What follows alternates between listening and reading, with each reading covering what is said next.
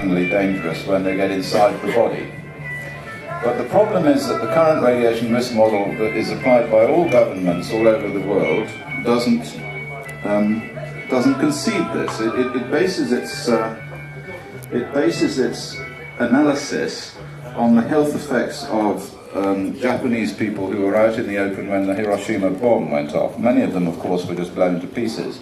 But those people who weren't blown to pieces have been studied in what's called the lifespan study. And effectively, the way in which radiation is assessed by the organizations that assess it in all of the countries of the world now is by looking at the numbers of cancers that are that have developed in the lifetime of those people who were exposed to radiation at Hiroshima and Nagasaki. Now, there is a problem with that. Actually, I'm going to talk in two parts. The first part, I'm going to talk about radiation and health generally, because in order to understand Fukushima, we have to know a bit about radiation and health and a bit about radiation and what it is. So to come back to the Hiroshima and Nagasaki situation, the people who've been studied, and the end point in these people is cancer. They are people who were out in the open at the time of the bomb, and the bomb, you can imagine, was like an enormous flash bulb, so there was a big flash of light, except that it wasn't light, it was radiation, it was gamma radiation. And if you like to think about it, all of the cells in their body were bathed in gamma radiation, so the dose, the amount of energy transferred to each cell was the same. So if I have a flash gun and I point it at you and I switch on the camera and it goes poof like that, all of the cells of your body get approximately the same amount of light, and in the case of the Hiroshima thing, the same amount of radiation. But this is not the same for internal radiation. And to understand why, we have to know how radiation works. Now, all radiation, whatever its source, ultimately ends up in tissue in the form of tracks of fast electrons. If you can like to think of them like little bullets that are shot through your body.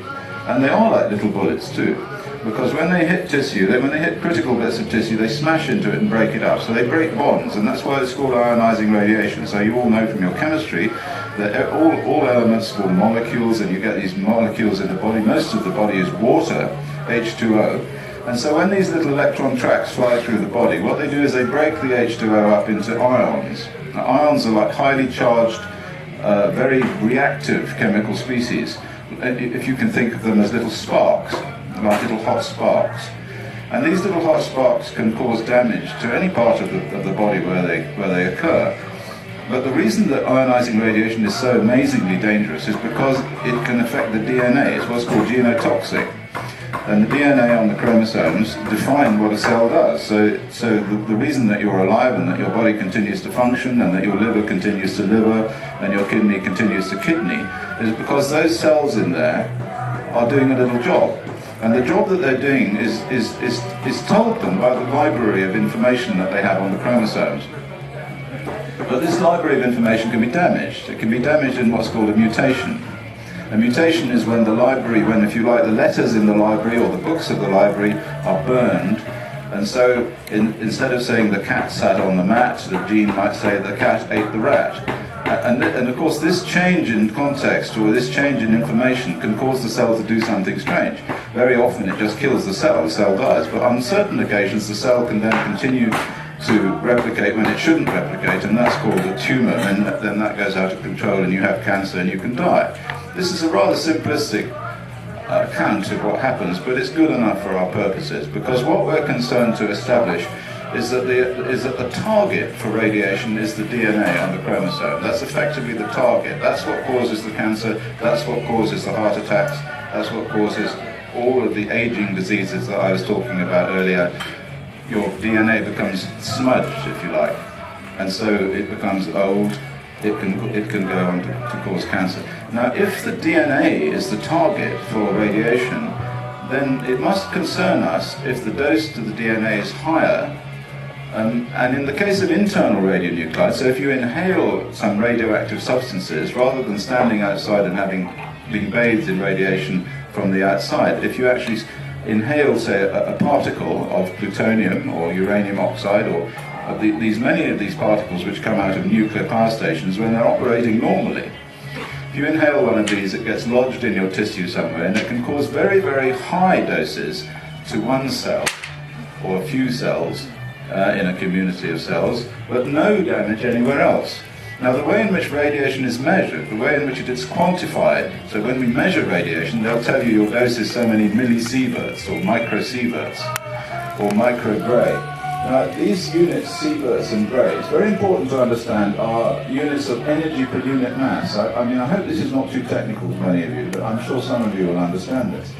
That they measure radiation in terms of energy per unit mass, energy per gram, energy per kilogram, and the dose of one sievert is effectively 1 joule per kilogram. Now, if I sit in front of a fire, I can warm myself and I can get 1 joule. A joule is nothing at all. I mean, it can barely warm you up, but 1 joule of energy is very little. But I could get 1 joule, and I weigh so many kilograms, so I divide that joule by the number of kilograms, and that will give me my dose. And this is exactly the same with ionizing radiation.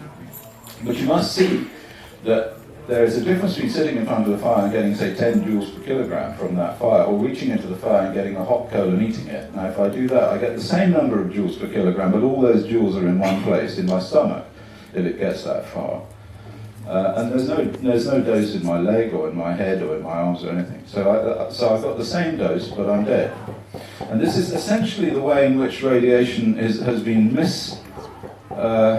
misanalyzed by the current radiation risk model. And we have plenty of evidence that this is so. I mean, since the first discovery of childhood leukemia clusters around nuclear power stations, we have seen massive effects of radiation from people living in the areas affected by the Chernobyl accident. And I myself have done work, epidemiological work, in Iraq, where in Fallujah, for example, there was use of a lot of uranium, and we studied the children there and the parents there, and we found massive increases in disease there from what would be construed as really, really small doses. And so once again, we're in an area where the authorities, in this case the military, argue that they can continue to use uranium because the dose is very low. But of course the dose from the particles of uranium that get inside you are very high to the tissue that they are close to. So we found, for instance, in Fallujah, we found a 37-fold increase in leukemia in the age group 0 to 34. We found huge increases in breast cancer in women. We found increases in childhood cancer. We found increases in congenital anomaly and so on. And most recently, we've got a paper now that's will be published soon, in which we measured uranium in the hair of the parents of children with congenital anomalies. So that's another example. Then we've looked at infant leukemia after Chernobyl in those children who were in the womb at the time of the Chernobyl accident. In 5 different countries in Europe, 5 different research groups have looked at children who were in the womb only at the time of the Chernobyl accident. So this is in Scotland, in Wales, in Germany, in Greece, in Belarus, and in Hungary, and in the United States too. And in all of these children, you find a sharp increase in infant leukemia only in that cohort, in that group who were in the womb at the time of the Chernobyl accident. And there's absolutely, therefore, no explanation for this apart from the fact that it was the radiation. So what I'm saying is that there's massive, massive, massive proof that the current radiation risk model, the one that's being applied to underpin the development of nuclear, the building of a new EDF power station at Hinkley Point and power stations all over this country, this risk model is in error, it's incorrect by a factor of between 500 and 1,000 fold. This is an enormous factor. Unbelievable that scientists should have got this wrong. And so the question is, have they got it wrong? Am I just a madman, a lone voice in the wilderness? What's going on? Well, in 1997, the Green Party asked the organisation who have set up, who have produced the current risk model, an organisation called the International Commission on Radiological Protection. They asked them to come to Brussels to discuss the European Directive on recycling nuclear waste in consumer goods. You may not know about this, but there is such a thing. It's called the Directive 96/29, And it allows the nuclear industry to take its nuclear waste and turn it into pots and pans and saucepans and spectacles and cars and anything you like. Not jewellery and not children's toys, you'll be glad to know. However, apart from that, they are allowed to more or less stick it anywhere. And so the Greens in the European Parliament asked me and a number of other people to come and talk about this, and they also invited this guy from ICRP. And at that time he said, well, because he got a lot of stick, as you could imagine. His name was Jack Valentin, and at the end of it, he didn't quite burst into tears, but he said, look, you don't have to listen to the ICRP, you can have your own committee, you can listen to any committee you like. So at that time we thought, okay, we'll set up a committee. So we set up a committee called the European Committee on Radiation Risk. And this is in line with my general strategy in the Green movement of not fighting with them, you know. There's no point in fighting with them. What we do is we set up our own alternative institutions. So rather than saying, hey, you're wrong, we just totally ignore them. And we say, no, this is the European Committee on Radiation Risk, and we have our own risk model, and we don't really care what you say, because you're a bunch of idiots, and we're not even going to talk to you. And this is fantastically powerful, because as soon as this was set up, and it was set up as a bit of a scam, I have to tell you, we were inundated with requests from independent scientists to come and join us. And we now have over 40 scientists from all over the world in the European Committee on Radiation Risk. Very, very senior, eminent people. One of our members is the head of radiation protection for the Russian Academy of Sciences. And we produced a report in 2003 in which we organised a way in which we could assess the effects of this radiation, this internal radiation. And shortly after that, about 1 year, this report, ECRR 2003, was printed and it was published in Japanese and in French and in Spanish and so on. It was fantastically successful.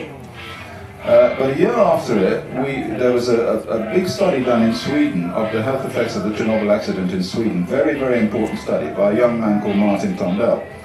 And what he showed was that there was a significant statistical association between contamination on the ground and cancer in Sweden after Chernobyl. And he actually put a number on this, and the number came out to the one we predicted, which was about 600 times. So by 2003 we had a model that we could apply to the situations where these contaminants this kind of contamination had occurred. And one of these places is, of course, the nuclear test veterans, because they were exposed to these things at Maralinga and Christmas Island and so on. And I have since then done, I think, probably 6 or 8 court cases with test veterans, and we've won every single one of them. So in front of a neutral judge or in front of a jury, we can win cases using this method. One more thing you need to know is that the ICRP guy, Jack Valentin, that we met in the European Parliament, he met with me in Sweden, in Stockholm, I think in 2009, was it, or 10? 2009, yeah. Because Ditta was there with a camera and she videoed this, and it's on the internet. And it was a sort of face-to-face. We kind of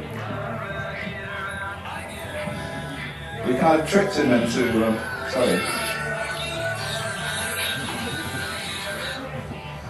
We tricked him into, yeah, I got it right.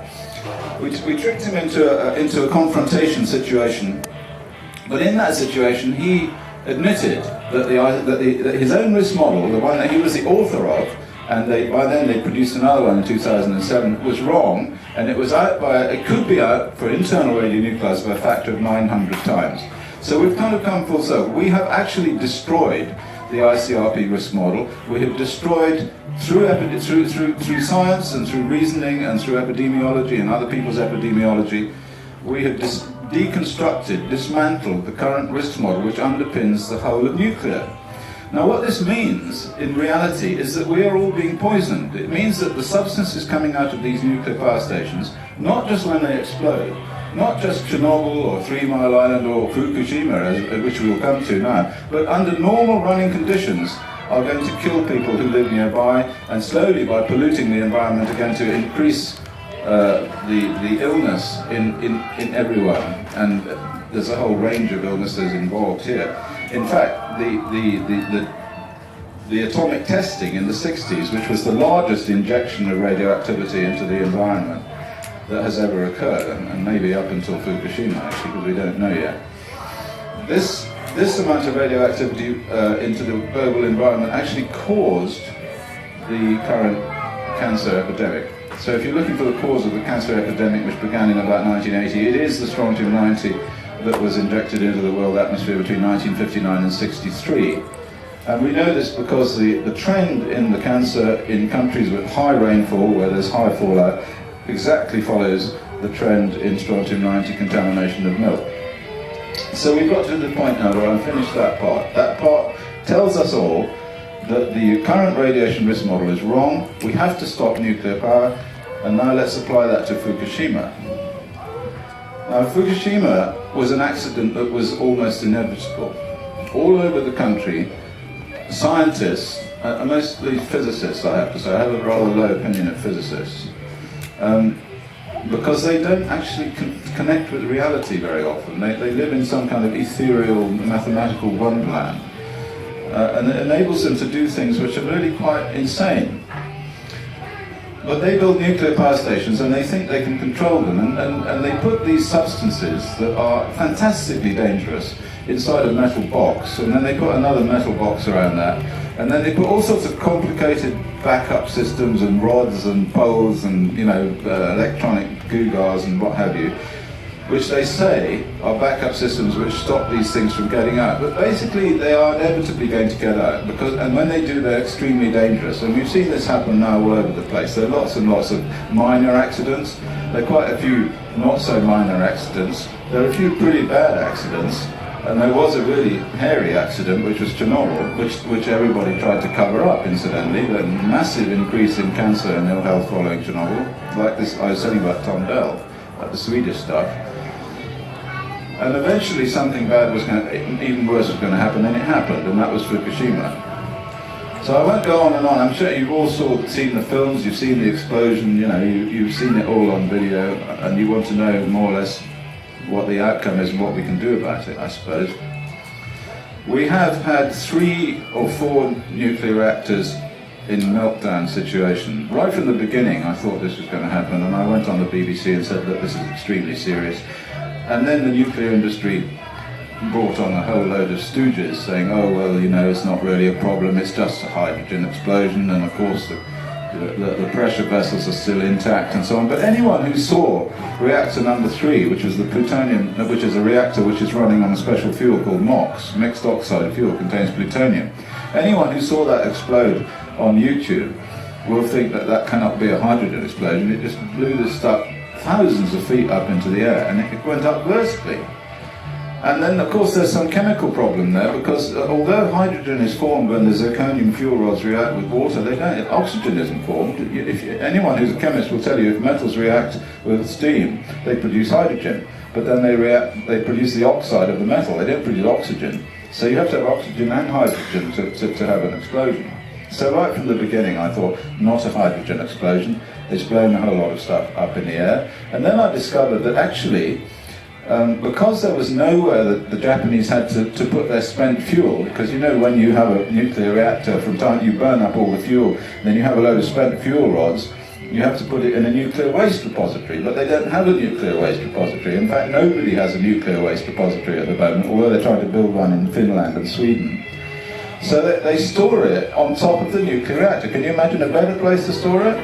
So anyway, they had this bright idea, since it's so radioactive anyway on top, and we got to put it somewhere, we can put it on top of the nuclear reactor, you see. So, and this is not a small amount of stuff. We're talking about hundreds of tons of radioactive fuel. When Chernobyl exploded, the contents of the Chernobyl reactor, the BMK reactor, was about 250 tons of uranium fuel. We've got about 2,500 tons of fuel at Fukushima, and most of it is in these fuel rod assemblies which live underwater. So it's basically like a fish pond, and they put all of these fuel rods inside this fish pond, and then they stick the fish pond on top of the reactor. So when the reactor exploded at Fukushima, it blew all this crap completely up into the air, and all these fuel rods went pitter-patter, the ones that hadn't vaporized, went pitter-patter, pitter-patter, you know, over an area of several square miles. But nobody said anything about this, of course. You know, we heard that the reactor pressure vessels were intact and there was no other problem and so on. And then right from the beginning, the International Atomic Energy Agency, who are another bunch of crooks who work with the nuclear industry, they went in there and they produced reports about the contamination. And we know from the mathematical analysis of these reports that they were lying, that the dose rates they were measuring on the ground didn't fit in with the contamination that they measured. And we know now, in fact we could calculate then, that the contamination goes out to about 100 kilometres.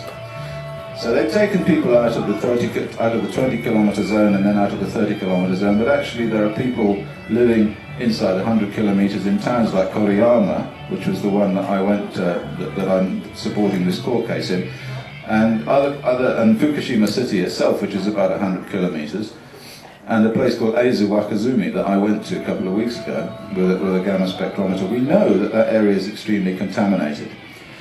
So the first thing that I did was to work out, on the basis of the ECRR risk model, and on the basis of this Tondel Sweden analysis, how many people would die. So right from the beginning, I went out on Russia Today with this calculation. I gave a paper in Berlin on this issue, and I worked out that approximately in the next 10 years, in the 100 kilometre area, and this is a prediction, about 200,000 people will develop cancer, about 200,000 people. And over 50 years, it's about 400,000 people out to 200 kilometres. And out to 200 kilometres takes it pretty close to Ibaraki, which is like another. So we're talking about 10 million people here and about 400,000 cancers. And I think that's quite conservative, frankly. Now, I asked, one of the ways of looking at all this is to look at car air filters. So this is just briefly tell you about this. I got 4 car air filters from Tokyo, from the Japanese newspapers who I'm working with, and we looked at the concentration of these radionuclides in these car air filters. One of these air filters was from Chiba, which is, Chiba city is actually to the east of Tokyo. So we're talking a long way away from Fukushima now. But remember, Tokyo's got a population of 36 million people. So the interesting thing is whether or not there's any contamination down as far as that, because what the IAEA is saying and what the Japanese government is saying is there isn't any. So inside this car air filter, we can put a gamma spectrometer detector on top of it, which I've got, and we immediately saw that there was enormous amounts of cesium-137 and cesium-134 and various other nasty radionuclides.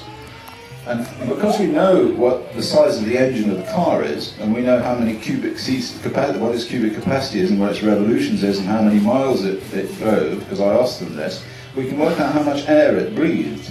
So we know how much of this stuff's in the filter, how much radiation's in the filter, and we know how much air it breathes. So we can work out the concentration of radionuclides per cubic meter of air. And what we find when we do that was that in Chiba city, the concentration of cesium was 300 times higher than the peak concentration in the air at Harwell in England at the time of at the peak of the global weapons testing. 300 times higher. So this was a concentration at Harwell measured in 1963, and we know that level of contamination led to the current cancer epidemic that we all know. From about 1980 onwards, you know that cancer has gone up by about 30%. Everybody has had somebody who's developed cancer. Women's breast cancer has gone through the roof. And the reason for this is this contamination by strontium-90 from the weapons fallout. But we now know that in Chiba city, it's 300 times higher than that. And in these cars that were 100 kilometers away, 60 miles away from the Fukushima reactor site, it's 1,000 times higher. So the concentration of cesium in this filter is 1,000 times higher per cubic meter than it was at the peak of the weapons testing. So that's as far as we've got now. What we've got to now is a situation where we're trying to get the Japanese government to get the people out, to get all of the people out of the area up to 100 kilometers from the site. So I've been on Japanese TV accusing the Japanese government of a war crime in peacetime. Because effectively that's what they're doing. If you allow people to be contaminated with substances which have a finite chance of killing them, then this is an assault. It's a tort. And if you're preventing those people from going away, or if you're not helping them to go away, you're not taking the children out and so on, what you're doing is killing people. And this is a crime. It's criminal irresponsibility. So I've said all this stuff. Whether they'll do anything or not, I don't know. But I can tell you that the Japanese people in the north are really quite upset about it all. So finally, I want to say something about nuclear generally. Then we can talk. Then we can just talk amongst ourselves. I think I've said most of what I wanted to say. Yeah. See, what you have to realise is that the nuclear power, the nuclear energy issue, which I've crossed swords with quite a few Greens now, including George Monbiot recently. The nuclear power issue is one which is probably the most critical issue for the human race throughout in human history. What we know from the genotoxicity of these substances is that they destroy fertility. For instance, in Jerusalem, a study was done some years ago, which showed that the male sperm count was dropping at such a rate that if it continued to drop at that rate, by year 2020 there would be no more people, there would be no children.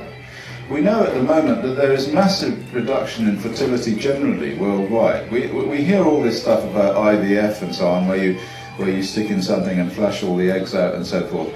But actually, when I was young, in the 60s, you only had to shake somebody's hand and they became pregnant. It was as bad as that, well, maybe as good as that, anyway, but whatever it was, it was. But it's not like that now, I can tell you. People have to go to the doctor and have all sorts of treatments and, try this method and try that method, so on. And the reason for that, and the reason for the loss of the birds, and the reason for the loss of the animals and the fish and so on, is that the larval stages, in our case the embryonic stages, are extraordinarily sensitive to radiation. Our genetic material is extraordinarily sensitive to these substances like uranium, which bind to DNA, strontium-90, which binds to DNA because they both mimic calcium, and then they whack into the DNA and destroy it, and then you don't have children. So that's one thing. So we are destroying every life form on this planet by signing up to a system where we continually pollute the planet with radioactivity, not from nuclear disasters, not from, well, yes, from those as well, but just from places like Hinkley Point that sit there quietly on the coast of Somerset and produce radionuclides and cause an increase in breast cancer in those people living in Burnham-on-Sea downwind, an increase in infant mortality in those people living downwind. And nobody does anything about it. The local health authority won't do anything about it. They bring in all sorts of committees that say it's not possible and that the radiation doses are too low. They fall back on the ICRP and say, well, the ICRP says it's fine, so it must be fine. But my message to the planet is this: that if we don't do something about nuclear, that will be the end of all of us. That is the most, and never mind about global warming. Global warming is nothing compared to what's been done to us already and what is being done to us now. One last thing: Fukushima hasn't stopped. I was at a press conference there, and one of the press guys there told me that recently the Japanese Prime Minister had been told by the head of TEPCO that the combined reactors were producing 10 to the 14 becquerels per hour. All right? Now, becquerel is 1 disintegration per second. It's a measure of radioactivity. 10 to the 14 is 1 and 14 noughts. Okay? It's 100 trillion disintegrations per hour. What that means is that uranium and plutonium in these reactors, which are open to the air now and partly melted through at the bottom, are still fissioning and producing huge amounts of radioactivity in the form of particles and gases and substances which are ending up now in Hawaii. They've been measured in Hawaii, plutonium, in the Marianas, in Guam, on the eastern coast of the United States. In Canada, there's some guy driving up and down Canada with a Geiger counter finding huge amounts of radioactivity in puddles. Even here, we got Michael Misha to get the information from the Atomic Weapons Authority establishment in Aldermaston, where they have filters, and we found high levels of plutonium, only in 2 filters, but this is still a hot particle plutonium, so somebody can inhale it. And if something is not done about this Fukushima continuing fissioning, and they don't seem to know what to do about it, they haven't managed to do anything yet, these things are going to slowly continue to help to contaminate the biosphere. So they're going to add to the depleted uranium, they're going to add to Hinkley Point, to Sellafield, to Chernobyl, to the weapons fallout from global testing, to all of these sources, which are all underpinned by this one risk model, the risk model of the International Commission on Radiological Protection, which even its author says is incorrect. So what I suggest you all do, because otherwise it's all doom and gloom, we may as well all go and cut our throats and jump off a cliff, is to take down Hinkley Point. Hinkley Point is Agincourt. We have the French. The French are buying up uranium all over the world. I was in South Africa, they're buying it there. I was in Tanzania, they're buying it there. They're going on. They're in Canada, the Areva company, Kojima, they're buying uranium. They are the big deal when it comes to nuclear. And they are, again, as they did in 1066, and as they tried to at various times since then, they're trying to invade the British Isles. And they're doing so by building a nuclear power station at Hinkley Point in Somerset.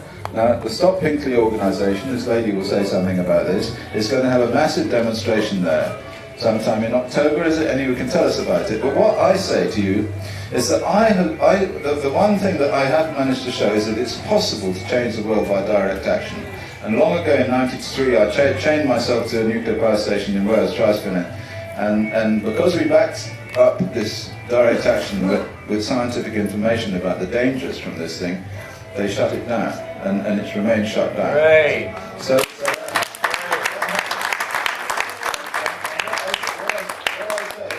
just like in Germany, in Gorleben, some of you may know that they also managed to stop the transport of nuclear waste to Gorleben last year, just by people power, just by sitting down, chaining themselves up, doing these sorts of things. So if enough of you come, and we don't just piss around with sort of waving banners around, but we get really stuck in, okay? And this is all set up from the beginning, then we can stop those bastards. All right? Thank you very much.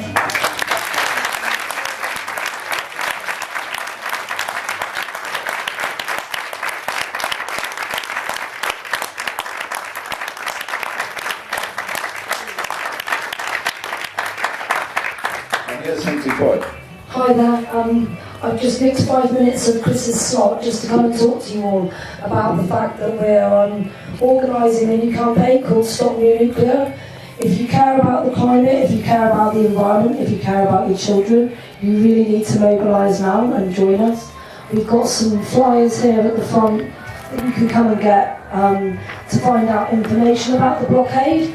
If you've never been as hardcore as Chris before and tied yourself to a power station or a road, we're going to be having non-violence trainings to teach people how to blockade. We want to create a very safe and inclusive space so that anybody can come and stand up and be counted.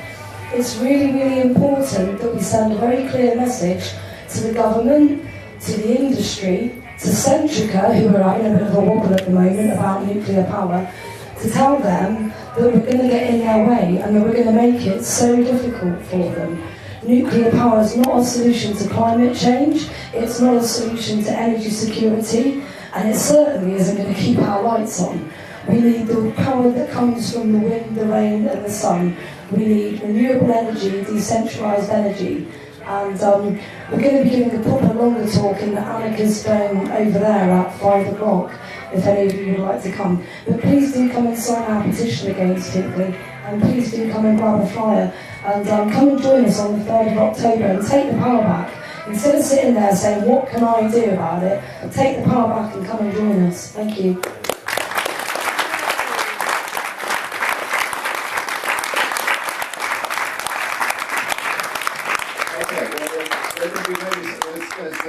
There's 15 minutes for questions and discussion, and I don't want to just be like the guru. Let's all kind of mix in here and get our various ideas. Is that on or what?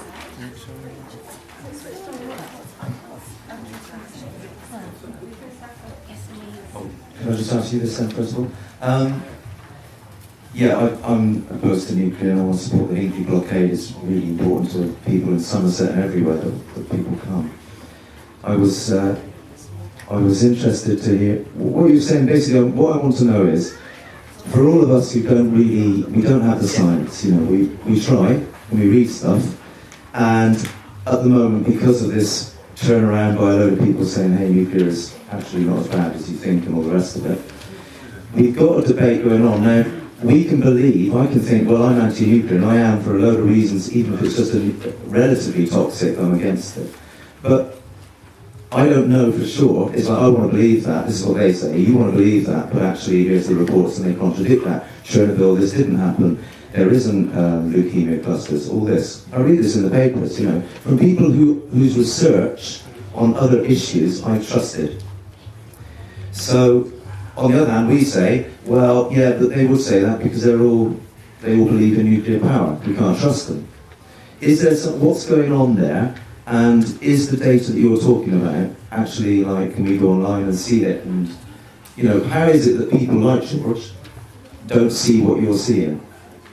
Okay, well, if we're going to talk about George, let's talk about George. If he's the person I'm talking about, George actually doesn't know anything. This is the problem with George. George is a reporter, essentially.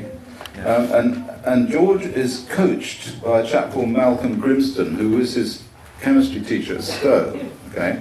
Malcolm Grimston is the main psychological operations director, if you like to think of that.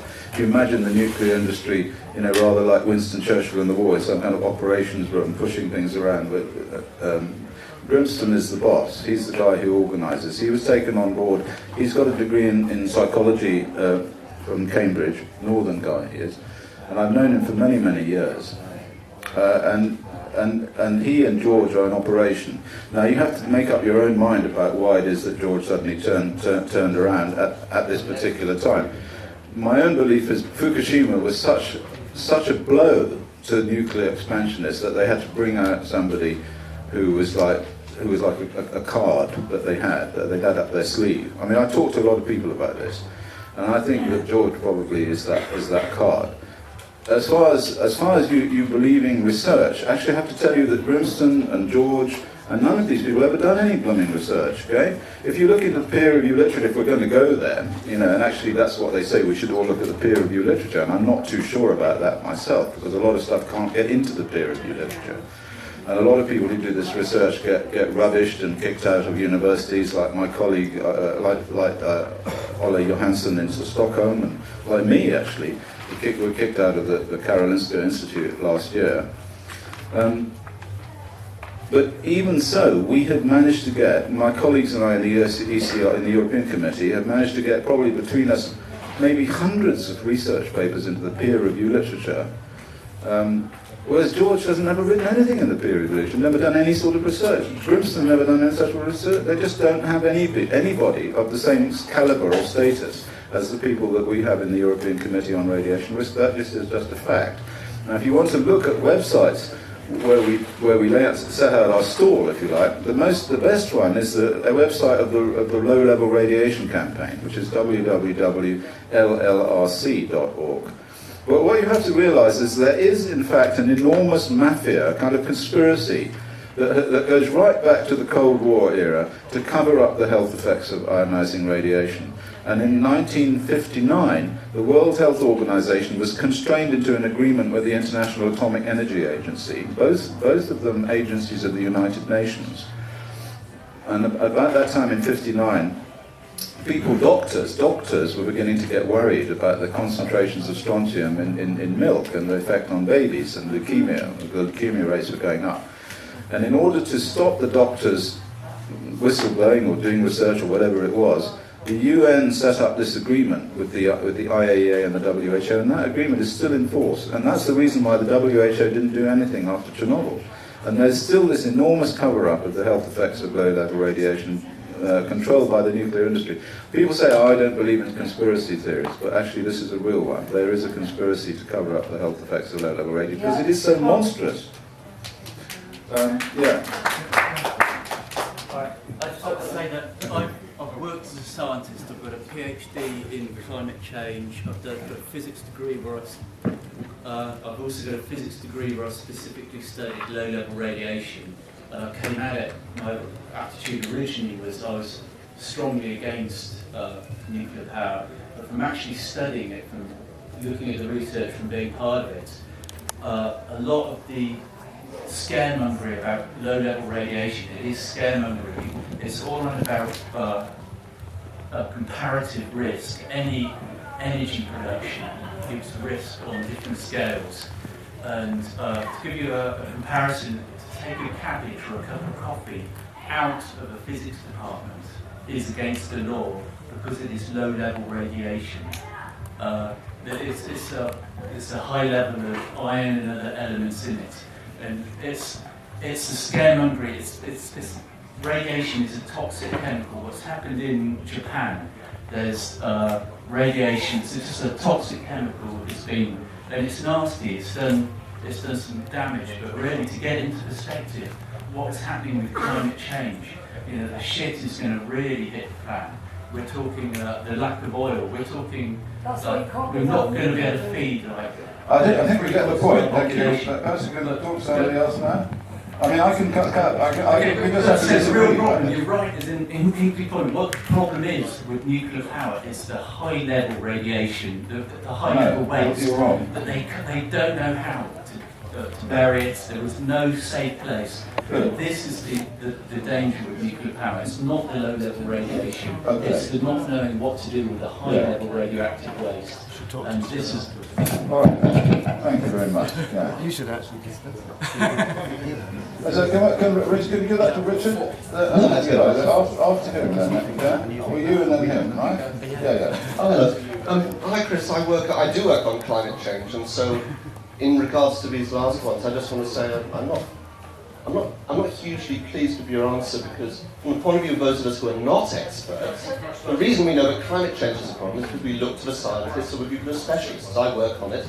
I look very carefully at the people who are saying we have a problem, and I look at the people who are saying we're not having a problem.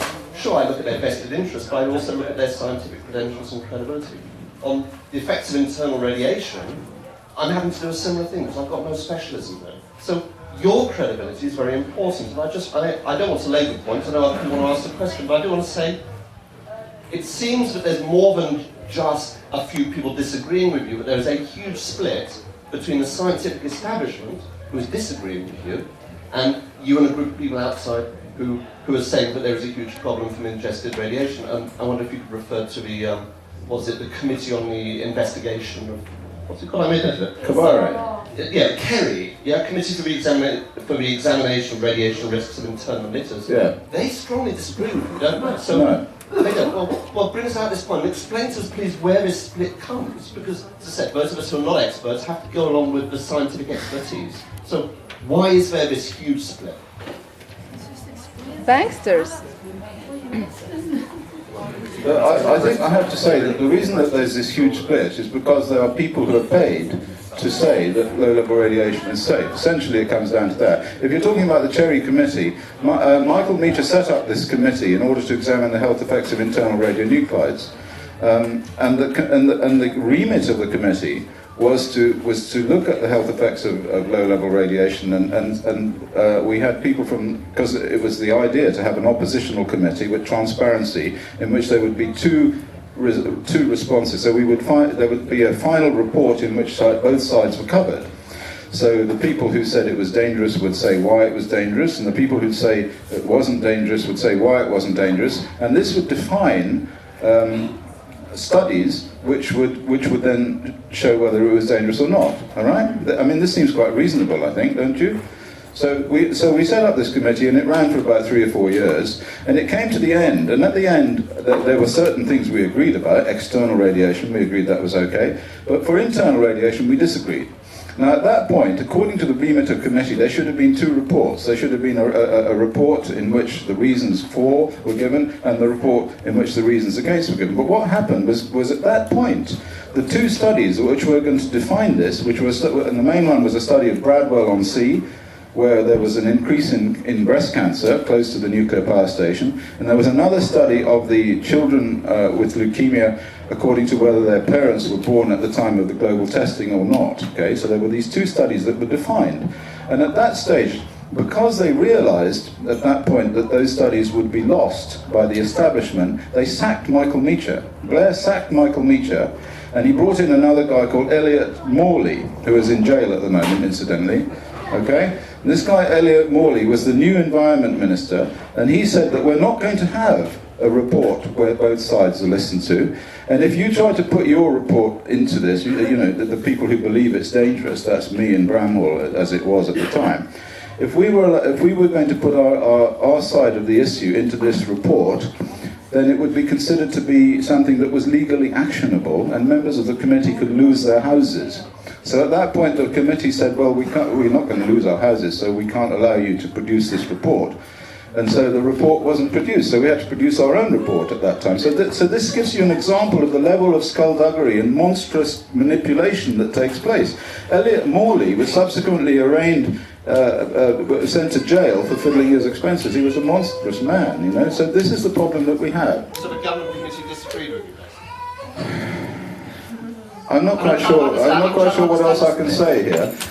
What I'm saying is that there are people on the committee who disagreed with me, and there are people on the committee who agreed with me. So, but we weren't allowed to put our point of view. I'm trying to sort of give you the flavour of the cover-up that occurs here. That's all. That's all I can do. You can either disagree or you can agree, but this is not a question.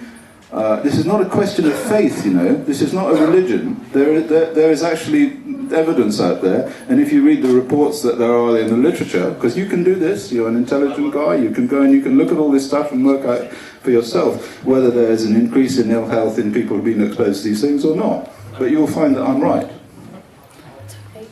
No, I think Richard Lawson should be next. He wanted to say something.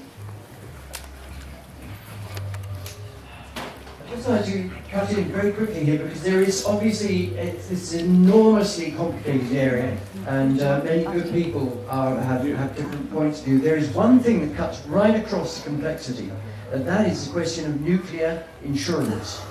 At the moment, nuclear power station owners are insured to about 140 million, and government promises to match another 140 million for a maximum credible accident.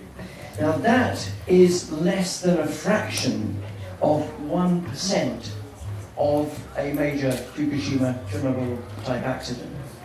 In other words, these people are driving their nuclear power station down the middle of the road without fully comp insurance. And this is incredible. So no matter what the complexity of the situation, no matter how much you understand or don't understand, we can all press government, press our MPs to say, for Christ's sake, if you're going to go for nuclear power stations, then insure the bloody things.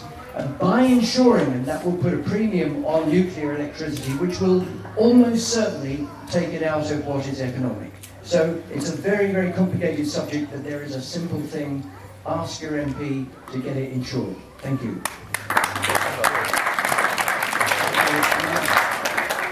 Perhaps there's another thing that sort of clarifies the issue of the low level of radiation, which is the precautionary principle. And I think this whole debate is a debate between those who want to see the precautionary principle rigidly adhered to and those who really want to see it go out the window. But I wondered if I could ask Chris on another area, which is the weapons link, because it's my understanding that the plutonium nuclear weapons gradually decays or becomes unsuitable for exploding, therefore a fresh supply of plutonium is required, and searching for an explanation of why there is this dogged determination to go down the nuclear route. I wonder if Chris agrees that there may well be a need for a continuous supply of plutonium to keep the stockpile of nuclear weapons that we've grown far too used to actually in operation. Is that correct, Chris? Going to get quite good actually. I was going to just do my Yes, no, that is certainly true. But my own feeling is that that's not the main reason why we have nuclear. The main reason is some kind of desire to negate nature in some way. I think this goes back a very long way. This is sort of man versus nature, raw and cooked type anthropological issue. The people that I've met who are pro-nuclear are all of a particular type, I have to say. Certainly the nuclear scientists are. And they kind of believe, I think, and it's a sort of like a filter, you know. They've been filtered into that industry because they are that type of person, the type of person who is frightened of nature and who tries to control the world with mathematics and straight lines. And I have to say that I think that there is some kind of love of nuclear. My friend went once to where is it? That place where they shoot the missiles off, Cape Canaveral. That's right, NASA. And he said that every single one of those people who was working at NASA had the same photograph on their wall, which is a photograph of the hydrogen bomb with all the mushroom cloud and everything. And he said that this said something about the psychology of the people who work there, you know, and it is a psychological problem, I think, and I think that the Greenies are particularly placed with their understanding of human nature and the world and their general approach to try and make the world a better place, particularly well placed to understand that kind of mentality, because that's the kind of mentality that's driving the planet at the moment, not just in the case of nuclear, but in everything, Yes. We're ruled by a sort of scientific philosophy, a kind of logical positivism, that if it's mathematical it must be right, if it's to do with love then it's just women, ha ha. Anyway, that's my own view. Can I just come in on this a minute, because there was something the gentleman raised, and I'm sure that it's a concern of everybody who's here, that we address climate change. And the thing is, the Green Movement have been sold down the river for the last 10 years by the likes of George Monbiot, because the one thing that we all know is governments use fear. They use fear to control us, whether it's fear about losing your job, fear about losing your home, fear about the person being immigrating into the country. Governments use fear to control us and to divide us, because divided, they rule us. The thing that you have to understand is that nuclear energy is a dangerous distraction from the job of getting on with dealing with climate change, okay? We've got two futures here that we can take if we go down listening, since when have the government ever told us, for God's sake, anything that's actually any fucking use to us? What governments do is they co-opt the things coming out of the progressive parts of society. They co-opt it and then it changes and it becomes something else. So when it comes to climate change, if we invest into nuclear power, we suck all of the resources and investment out of nuclear, out of renewables. Already they've sacked the tidal barrage, which I actually think was a shit idea anyway, but they've sacked what they saw as a renewables project, okay? And the thing that you have to also understand is that the fossil industry and the nuclear industry and the government, they want to carry on with their business as usual. They want to tell you that coal is clean, they want to tell you that nuclear is clean, and they want to tell you that war is peace. I say crap. I say the way forward is decentralised energy. The way forward is us taking the power back, producing our own energy, and not listening to the tosh that comes out of these people. The IAEA is an organisation created post-war when people were so horrified about the bomb, nobody wanted to know about nuclear technology. And they had to do some rebranding, and they had to do it pretty damn quick. And they came up with Atoms for Peace. That's where they said, oh, we can have this peaceful program. Energy, too cheap to meter.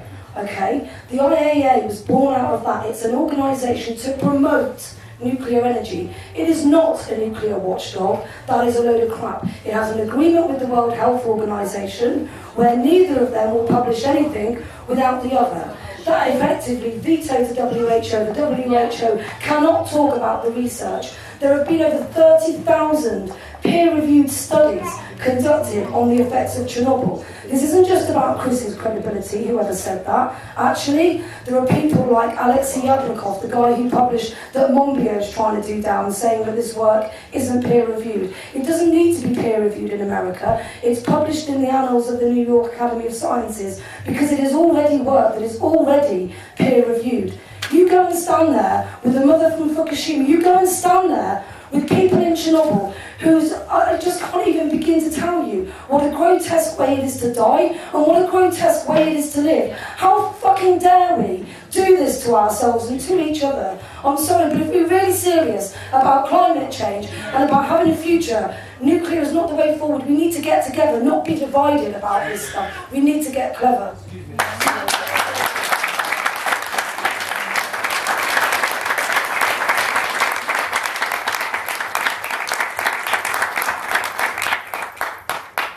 Yeah. Yeah, I wanted to ask you a bit more, following up from what the sister said. I really think we do have to hear from the women and the children, and it is the children first. Their little thyroids, I'm sorry, I just don't see how people can get into this kind of headwank, frankly, when that is what we're looking at. I mean, I'm really delighted to hear about the work that you're doing on the injunction. I work at a women's centre in London, and there are Japanese women based at our women's centre who've been protesting against the Fukushima explosion and calling for resources for people in the area. And it sounds like what you're saying is that there need to be resources for evacuation. And I wanted you to say, could you say something about what kind of calls for evacuation have come from the local community, and a bit more about how you're progressing that case and so on? Thank you. Okay. Well, the interesting thing here is that the Soviets evacuated their people from the Chernobyl exclusion zone very quickly. So the accident occurred on the Friday night, and they had buses there on the Sunday taking people out. And this is the Soviet Union. But the problem is that Japan, like many Western countries, is really not controlled, but it has to deal with a situation that is like market forces. So nobody really is able to make a decision about this. And the nuclear lobby there, which is influenced heavily by the international nuclear lobby, doesn't want to make it look like a panic situation. So what they're trying to do is pretend that everything's okay on the basis that the dose rates on the ground are not very high. So the dose rates are maybe as high as 5 microsieverts per hour. Now that's very much higher than natural background radiation, but it's not an enormously high number in terms of natural background radiation. So they can somehow argue that it's okay, and the Japanese government is doing that. Of course, the Japanese citizens themselves are listening to people like me and Alexei Yablokov, who we just heard about, and the other members of the ECRR who saying these things are dangerous, and they want to get out. And I get letters all the time, terrifying it is, from women in Fukushima, in Fukushima City, in Koriyama, in Ibaraki, saying that their children have got nosebleeds, that their children have got diarrhea, that their children have got swollen throats, and they're desperate to know what to do. And what I say to them is, get out, get out, get out, get out. Just go. Take whatever you can, camp by the road, get away from there as quickly as possible. And of course, the court case is just a court case. So they go into court and they produce an injunction, and there's a magistrate or a judge or whatever, and they listen to this, and then they listen to the other side of the nuclear lobby, people with lots of money, big lawyers who will say all the sort of stuff that this guy here, disappeared, said, and the other guy over there, how are we going to know, blah, blah, blah. And probably nothing will be done. And it's terrifying. There's nothing we can do. I mean, I can go there and I can say these things, and they can bring court cases, but ultimately, these people have to take their own lives in their hands and that of their children. And a lot of them have.